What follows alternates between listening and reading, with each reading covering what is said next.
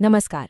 देखिए, हिंदी साहित्य में कुछ रचनाएं ऐसी होती हैं जो सिर्फ किताबें नहीं रहती, बल्कि वो एक पूरी पीढ़ी की, एक पूरे दौर की आवाज बन जाती हैं। हरिवंश राय बच्चन की मधुशाला कुछ ऐसी ही है।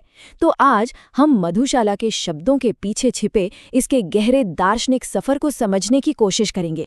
तो चलिए इस सफर की शुरुआत करते हैं। देखिए, मधुशाला सिर्फ एक कविता संग्रह नहीं था। अरे ये तो एक नेशनल फिनोमिनन बन गया था। एक ऐसा जादू जिसने मानो पूरे देश को अपने असर में ले लिया था।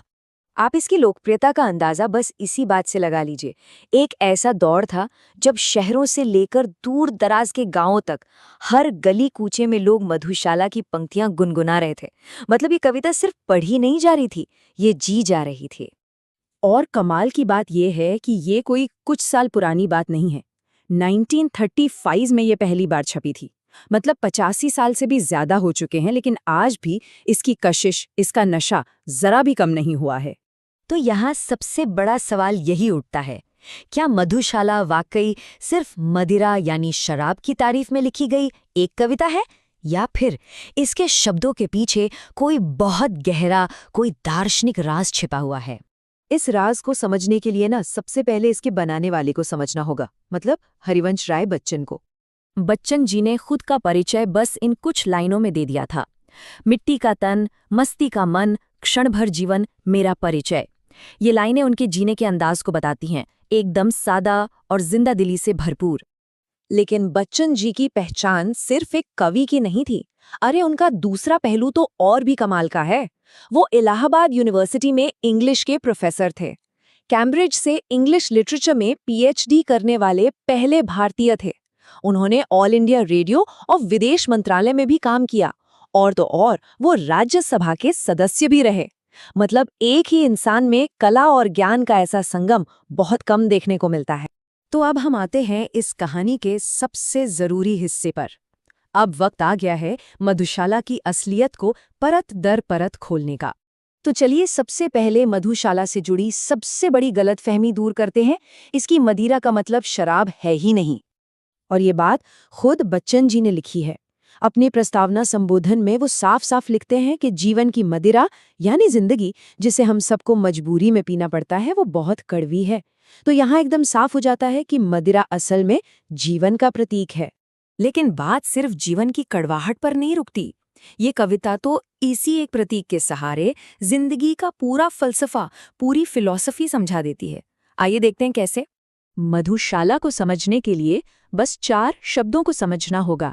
बच्चन जी ने इन 4 प्रतीकों का इस्तेमाल किया है, और यही 4 प्रतीक आप कह सकते हैं मधुशाला की असली चाबी हैं। अब देखिए ये कितना खूबसूरत है। हाला यानी मदिरा असल में है जीवन। प्याला जिसमें ये मदिरा है वो है हमारा शरीर। मधुबाला जो ये मदिरा परोस रही है वो है हमारी नियति या हमारी प्रेरणा। और आखिर में मधुशाला यानी वो मदिरालय, वो ये पूरा संसार ही है, हमारा अंतिम लक्ष्य।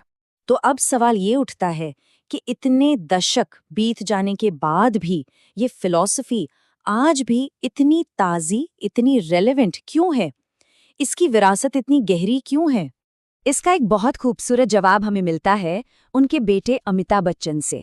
वो कहते हैं कि उनके लिए मधुशाला मधु की शाला नहीं, बल्कि जीवन की शाला है। यानी एक ऐसी पाठशाला जो हमें जीना सिखाती है। और जानते हैं, बच्चन जी सिर्फ ये बातें लिखते नहीं थे, वो इन्हें अपनी जिंदगी में उतारते भी थे। चलिए एक छोटा सा किस्सा देखते हैं।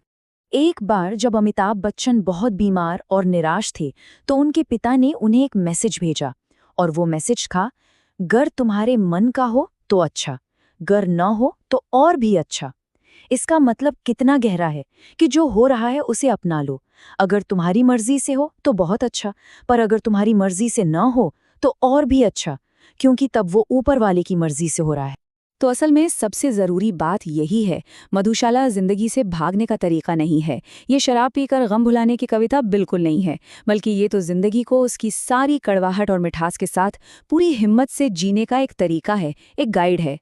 और आखिर में मधुशाला की यही अमर पंक्ति एक सोच के साथ हमें छोड़ जाती है, राह पकड़ तू एक चला चल, पा जाएगा मधुशाला।